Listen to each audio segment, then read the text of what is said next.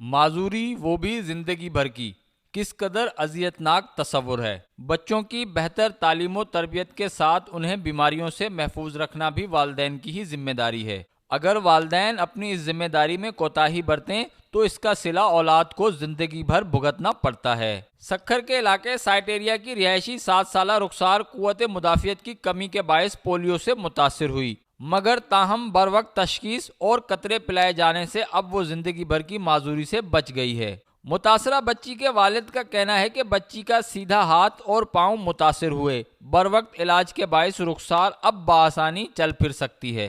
تھوڑا کمزوری وجہ سے یہ ہوا تھا، پھر تو اٹھے بٹھے پلائے، ابھی میری بیٹی صحیح ہے۔ خواہش ہے میری کہ اپنے بچوں کو یہ پولیو پلاؤ، تو ایسے نہیں ہوئے جتنے میری بیٹی تھوڑی معذور ہوئی ہے، کتنی اور کی ہوئے، اللہ نہ کرے۔ 7 سالہ رخسار میں پولیو کی تصدیق 26 نومبر 2019 میں ہوئی۔ محکمہ ہیلتھ کی ٹیموں نے متاثرہ بچی کے گھر پہنچ کر نمونے حاصل کیے جس میں پولیو کی وائرس کی تشخیص ہوئی۔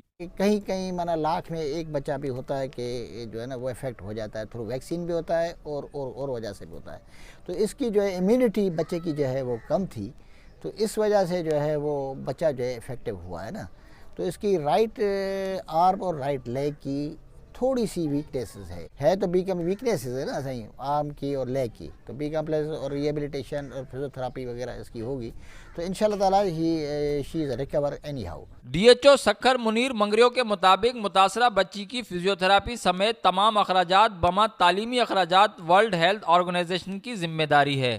ان دنوں ملک بھر میں پولیو کی مہم جاری ہے۔ بچوں کے بہتر مستقبل کے لیے انہیں پولیو سے بچاؤ کے قطرے ضرور پلائیں۔